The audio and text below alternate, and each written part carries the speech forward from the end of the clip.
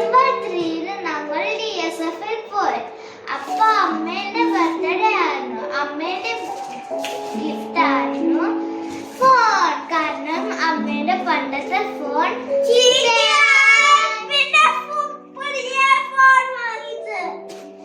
അപ്പോൾ ഞങ്ങൾ DSFൽ പോയപ്പോൾ സ്മോക്ക് ചീസ് ബോൾ എന്ന് പറയുന്ന ഒരു അതിന്റെ പ്രത്യേകതയാണ് സ്മോക്കും വരും, തിന്നാലും നല്ല ടേസ്റ്റും ഉണ്ട്.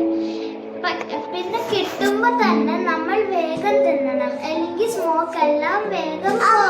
അപ്പൊ നമുക്ക് നേരെ